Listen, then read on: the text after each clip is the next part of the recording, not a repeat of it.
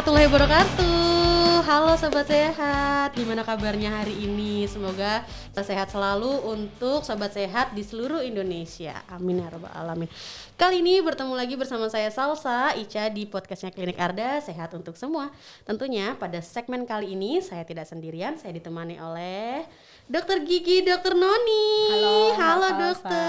Halo sobat sehat semuanya. Ya, Dokter Gigi Noni ini dokter giginya Klinik Arda. Betul. Sudah bergabung di Klinik Arda dan beliau ini praktek di Klinik Arda setiap hari ya dok ya? Setiap hari kecuali setiap minggu. Hari. Oh ya kecuali minggu karena tanggal merah di Klinik Arda libur ya dok Iya, ya? betul. Ya, Dokter Gigi Noni ini di Klinik Arda setiap hari, jamnya berbeda-beda di setiap hari Senin, Rabu dan juga Jumat.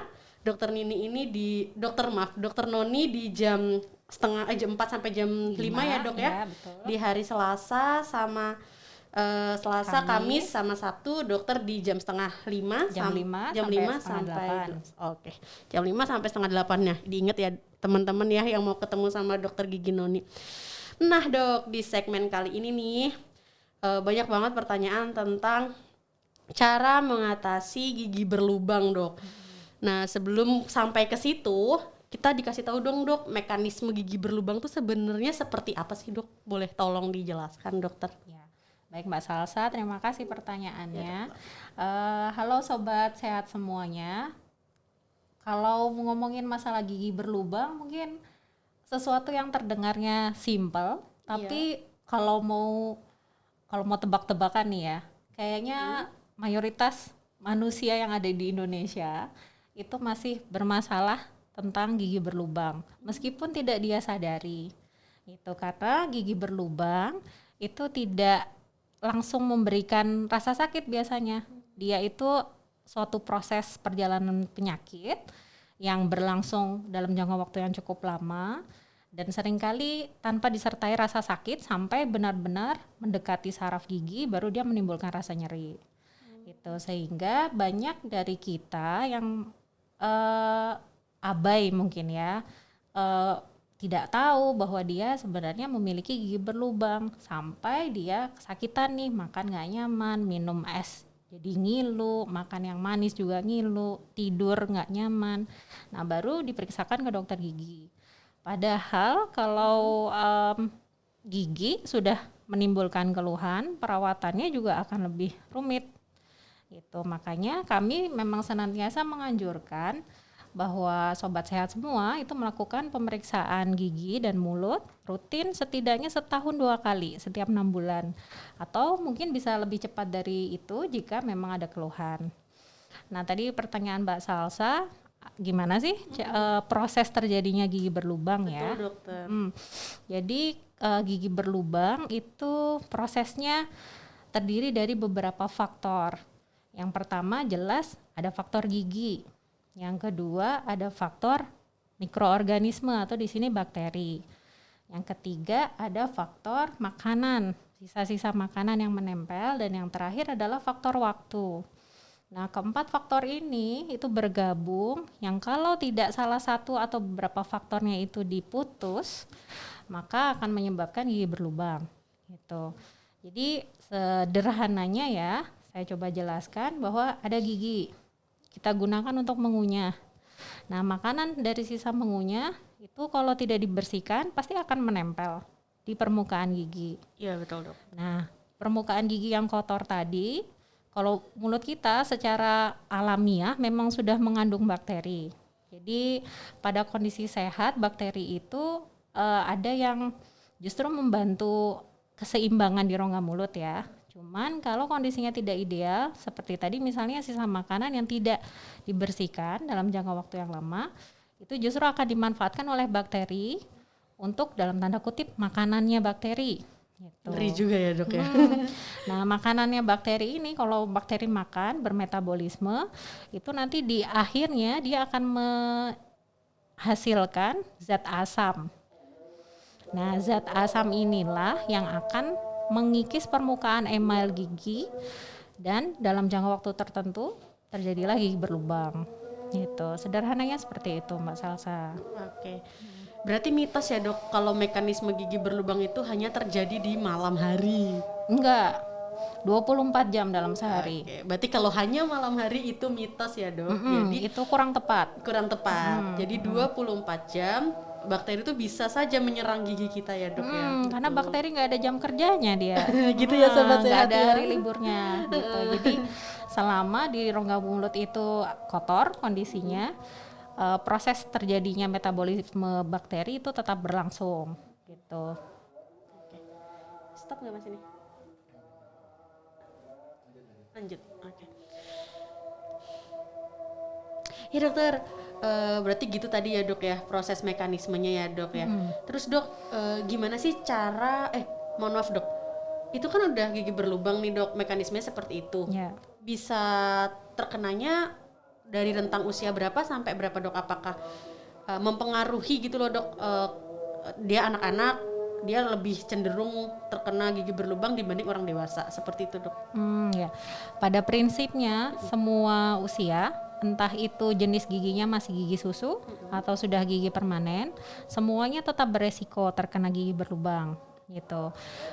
Beberapa masyarakat mungkin masih berpikiran bahwa kalau gigi susu berlubang nggak apa-apa, kan nanti juga masih ganti sama gigi permanen, jadi nggak usah ditambal. Itu pendapat seperti itu tidak sepenuhnya tepat ya. Jadi ketika anak yang mengalami lubang pada gigi susunya itu sama seperti rasanya kalau orang dewasa gigi berlubang, bisa sakit juga gitu.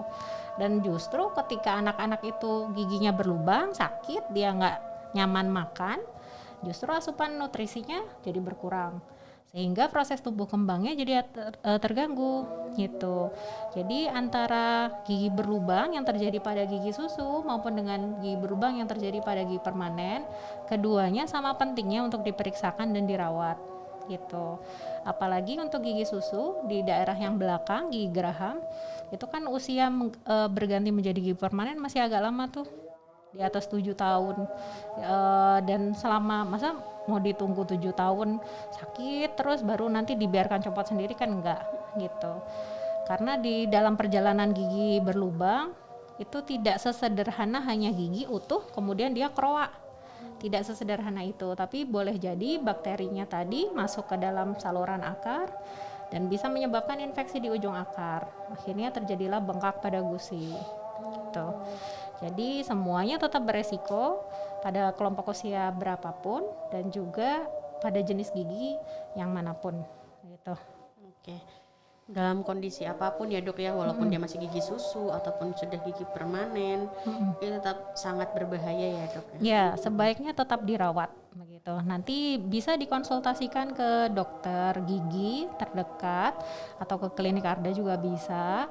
Nanti akan didiskusikan biasanya rencana perawatan terbaiknya seperti apa. Karena boleh jadi misalnya untuk gigi susu, seandainya usia pergantian giginya sudah mendekati dan sekarang kondisi susunya sudah berlubang, mungkin tidak perlu ditambal, mungkin nanti arahnya dicabut karena sebentar lagi sudah ada gigi pengganti gitu. Jadi untuk sobat sehat semua, jangan ragu untuk menanyakan kondisi kesehatan giginya ke dokter gigi Anda yang Anda percaya ya. Nanti akan diberikan alternatif pilihan, karena kalau di kedokteran gigi itu biasanya kita bisa menempuh beberapa alternatif perawatan dengan variasi harga juga yang berbeda. Jadi sobat sehat semua bisa menyesuaikan perawatan terbaik yang paling sesuai dengan sobat sehat semua gitu. Apalagi kalau di klinik Arda dok, banyak-banyak promo.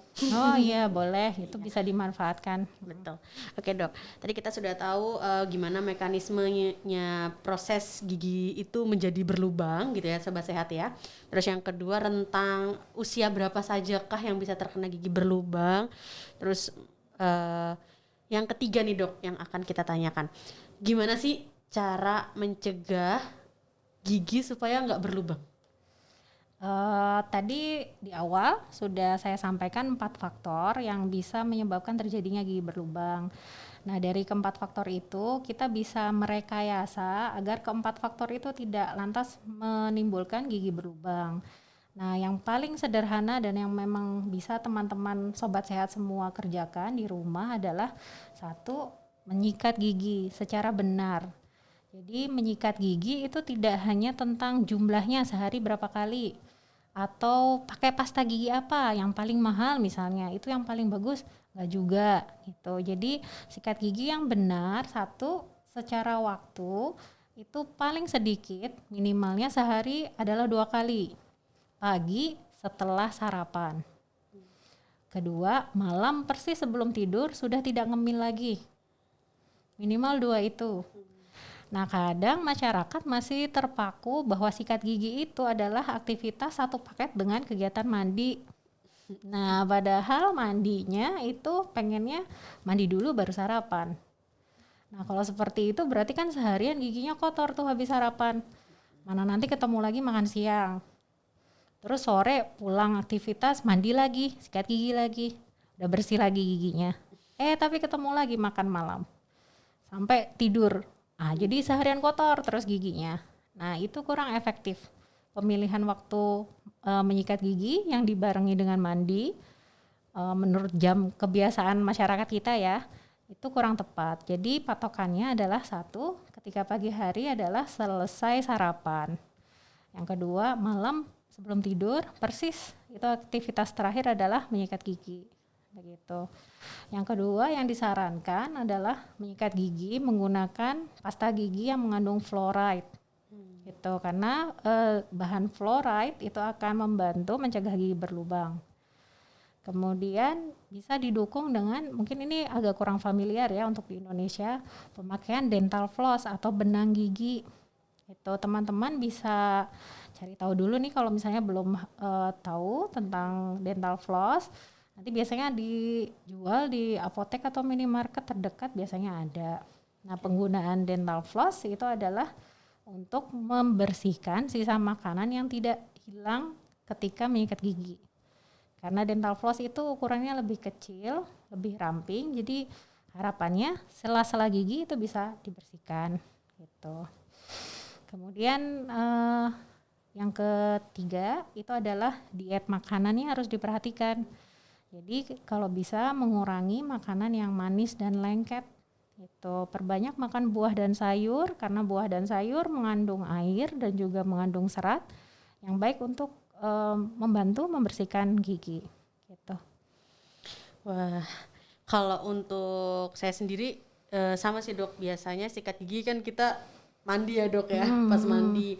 Nah mungkin kita perlu diperbarui lagi tuh sobat saya, ternyata kalau sikat gigi yang benar itu bukan seputar habis mandi atau 3 kali sehari ya dok ya. Nanti kalau misalnya mandinya 3 kali, sikat giginya 3 kali. Boleh sih sebenarnya Iya, nggak apa-apa. Jadi angka 2 tadi adalah angka minimal untuk menyikat gigi. Boleh nambahin lagi ya seputar menyikat gigi. Jadi menyikat gigi itu paling cepat 2 menit. Jadi durasinya itu agak dilamakan. Kekuatannya ketika menyikat itu tidak perlu terlalu kencang. Jadi kita bukan lagi ngosrek WC nih. Mentang-mentang gigi kan nggak kerasa ya, kalau diketok-ketok kan mungkin nggak kerasa. Jadi kita semangat banget gitu ya sikat gigi. Jadi ringan saja, kekuatannya ringan saja, durasinya yang agak lama sekitar 2 menit. Dan ketika berkumur, 1 gayung jangan dihabisin semua. Karena ketika kita menyikat gigi, odol itu kan mengandung zat-zat baik yang untuk melindungi gigi kita.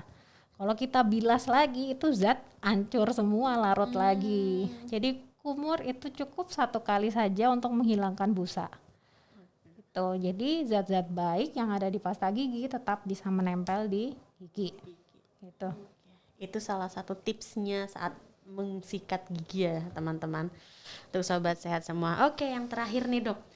Kalau semisal udah terlanjur giginya berlubang, terus apa dok yang harus kita lakukan? Misalnya kita penanganan awal yang harus kita lakukan saat kita tahu ternyata gigi kita berlubang, seperti itu dok.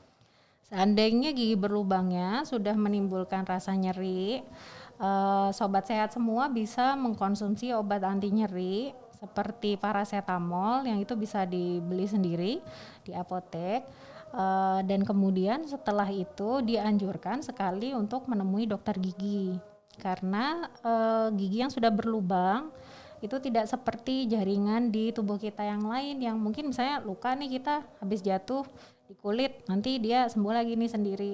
Kalau untuk jaringan keras di rongga mulut, di gigi, itu sesuatu yang istilah medisnya adalah irreversible, jadi dia tidak akan bisa kembali lagi sehat gitu. Jadi kalau gigi sudah terlanjur berlubang, maka sobat sehat semua bisa mengunjungi dokter gigi untuk dilakukan perawatan penambalan gigi. Atau mungkin jika kondisi giginya sudah terlanjur agak parah nih, mungkin nanti bisa dilakukan perawatan saluran akar begitu.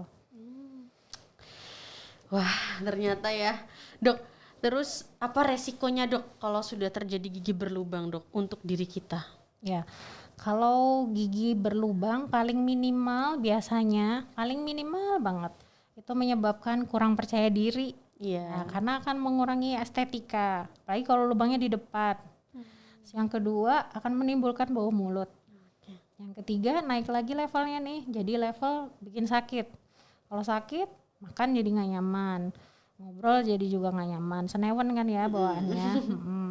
Kalau lebih parah lagi, misalnya giginya sampai mati sarafnya, kemudian jadi infeksi, maka infeksi di rongga mulut itu juga bisa berpotensi untuk menyebar ke anggota tubuh yang lain gitu. Karena meskipun alah cuman gigi aja kok berlubang, tapi yang perlu diingat adalah gigi itu juga memiliki pembuluh darah, dan pembuluh darah di semua tubuh kita itu sebenarnya saling terkoneksi. Jadi kalau dalam jangka waktu yang lama gigi tersebut dibiarkan dalam kondisi infeksi, boleh jadi ada potensi bakteri yang ada di rongga mulut itu menyebar ke jaringan yang lain gitu. Nah gitu Sobat Sehat, gimana informasinya pada segmen kali ini, cukup bermanfaat buat kita semua ya. Dan juga Dokter Noni, ini untuk Sobat Sehat yang mau ke klinik Arda, ini lagi ada promo istilahnya baru untuk scaling gigi ya, Dok ya? Ya, ini perkenalan dari saya untuk Sobat Sehat semua. Silahkan melakukan reservasi di klinik Arda untuk perawatan gigi Sobat Sehat semua. Insya Allah nanti kami akan memberikan pilihan perawatan yang terbaik dengan harga yang juga terjangkau. Jadi jangan khawatir bikin kantong bolong, nanya-nanya harga dulu, diskusi tentang perawatan giginya dulu, boleh sekali. Iya, benar banget tuh Sobat Sehat. Jadi nanti pantauin terus IG-nya Klinik Arda yang akan dicantumin di sini. Di follow, terus dilihat promosi-promosi terbaru dari Klinik Arda. Salah satunya adalah nanti teman Sobat Sehat bisa periksa ke Dokter Gigi Noni yang sangat luar biasa ramah sekali ini. Terima kasih dokter. Sama-sama Mbak Salsa waktunya. Iya, gitu ya Sobat Sehat ya. Apalagi ya, Dok, besok kita mungkin adain cara sikat gigi yang benar selama 2 menit itu ya Dok ya. Boleh, sama boleh. Tutorial untuk benang giginya, gimana sih cara penggunaannya. Terima kasih Dokter Noni atas waktunya. Sama-sama Mbak Salsa. Semoga bermanfaat semua untuk kita semua ya Dok ya. Ya. Untuk Sobat Sehat, Salsa kira udah cukup pada segmen kali ini. Besok kita berlanjut lagi di segmen selanjutnya. Jangan lupa untuk terus pantengin podcastnya Klinik Arda di YouTube. Jangan lupa di klik tombol merahnya, terus juga dibunyiin loncengnya, sama di-share ke teman-teman atau keluarga Sobat Sehat semua. Terus juga yang mau reservasi di Klinik Arda bisa banget WA di nomor reservasinya Klinik Arda, nanti ada di bawah sini ya. Terus juga yang mau ke Klinik Arda bisa langsung, nanti juga ada alamatnya. Dan juga jangan lupa untuk follow IG dan juga Facebooknya Klinik Arda, seperti itu. Oke Sobat Sehat, sehat itu hak untuk semua orang. Untuk itu di Klinik Arda, Sehat untuk semua.